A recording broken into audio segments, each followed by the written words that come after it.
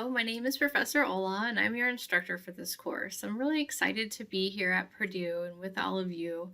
I know that this is an online environment, and typically you might have thought this course was going to be face-to-face. This is the course that would normally run if the restaurant was operational over at Holiday Inn. This is that course. So it's HTM 310, and I just wanted to give you a little bit of background on myself so you know who I am as your instructor for the course. So I started in restaurants around the age of 14. I started in McDonald's with a work permit. I had to have a pager, and so my dad was like, "Okay, you can get a pager, but you have to pay for it." So we went down and I started working at McDonald's, and I guess I never really left the industry. So I worked at Red Lobster for a few years as a hostess after that. And then once I was able to start serving tables, once I turned 18 in Florida, you have to be 18 to serve alcohol. So once I was able to do that, I started working at a couple of different bars and restaurants down in Florida. I think, excited I'm most excited to tell you about opening up the very first Seasons 52 restaurant, which is part of Darden. It's a fresh grill and wine bar, and when I was probably, I'm just guessing here, but a lot of your age, around 21, I started working there, and I opened the first location, which was really exciting to be on the part of an opening team. If you've never done that before, it's really cool. I would definitely recommend it if you get the chance. It's exciting. So there I started to get interested in wine and became a wine sommelier.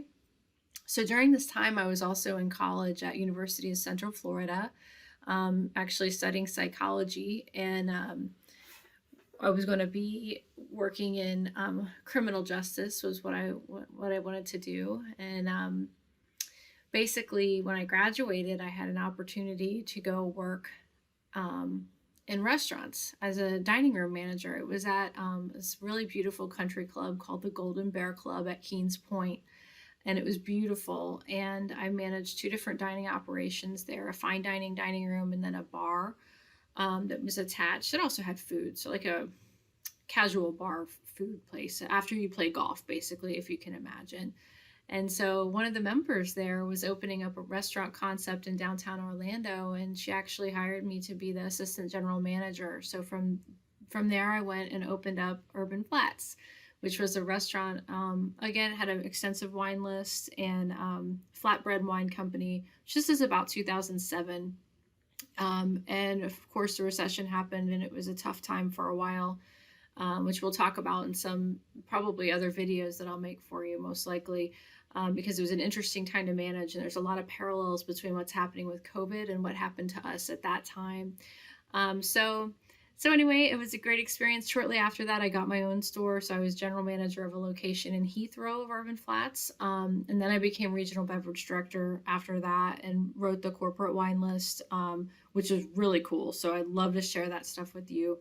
It's exciting, when you get to write a corporate wine list, because you get to taste a lot of different wine from around the world, but also decide what would be best in each market based on market demographics.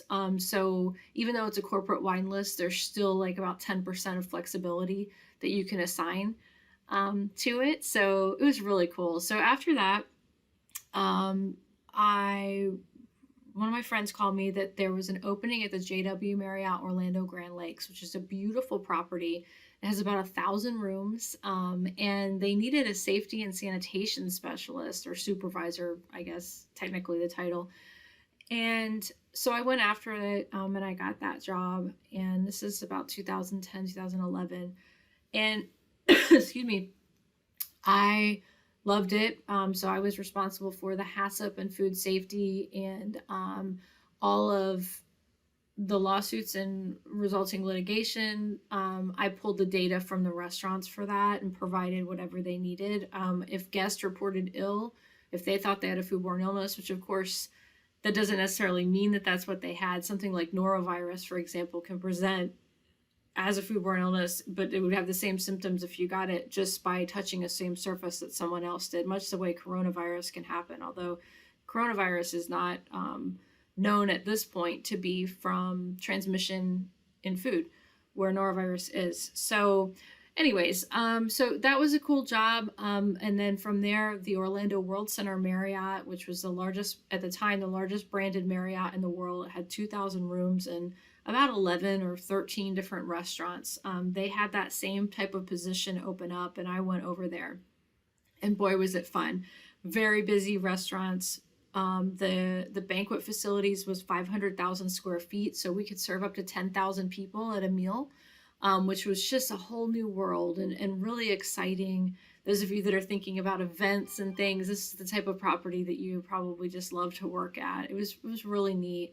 So at this time, Valencia College in Orlando needed someone to teach sanitation and basically food safety and sanitation classes. And so somehow someone contacted me and I went over there and I decided to teach a little bit at the same time. So this is 2011 and I loved it. So I was like, oh my gosh, this is so exciting. I have to go back to school and get a master's degree so that I can be credentialed to do this more, because I was credentialed by exception, which basically means that you're an expert in what you do and they can put you through a process, but you don't have the degree like a normal professor would. So I went back to school at that time at Rosen College of Hospitality Management. If you've ever heard of it, it's at University of Central Florida. So now we're in 2012 to 2014. And I graduated from there in 2014. I had a great experience. If any of you are interested in a master's or PhD and you would like to talk about that program at all, please tell me. I had a great experience there. It's a big program. They have 3,000 undergraduates. And master's, I think, is around 100, PhD probably around 10 or 20. So anyways, I don't want to seem too long-winded. I'm sorry. It's just in this virtual environment, I really want to let you know that I'm actually a person behind this computer and I actually care very much about your success. And that's why I wanted to just make sure that you feel like you know who I am a little bit. I digress. So essentially after I graduated, I got hired at University of Illinois at Urbana-Champaign and moved there and ran their 2 on-campus restaurants with students. They are open more than the Purdue location is. So the one restaurant is called Bevere Cafe. It's open 5 days a week. And then there's a fine dining restaurant called Spice Box. Its operation happens in the spring semester, 2 nights typically a week.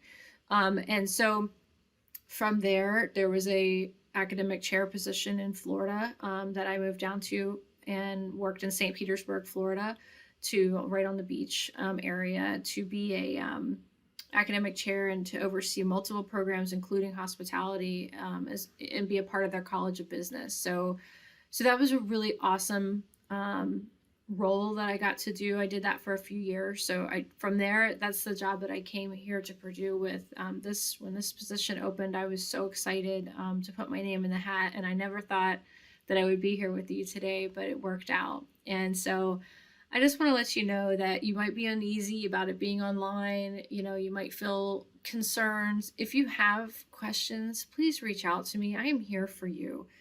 There's nothing that's more important to me than your success in our programs. And as the department chair and as your professor for this course, it's my top priority. So if something doesn't make sense, please realize that I just wrote this course over the summer, and so there might be an error, or I might have messed up a test question or something. So please ask me, send me an email. I'm never going to be mad or upset, especially just because you're coming from a place that's trying to help it be better in the future. Of course, we hope to be back face to face next semester.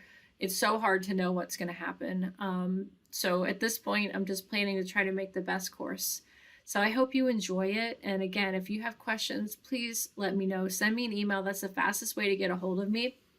If I don't respond right away, I have a lot of meetings as department chair, but I will respond to you typically weekdays within 24 hours, and on weekends, probably 48, because there are 48 hours. There are days that I don't log in sometimes on the weekend. But there's a lot of days that I do. So if I see your email, I will respond to you. You have my commitment to do everything I can to help you be successful in this course. If you have questions, email me at any time. I'm happy to help. All right, take care.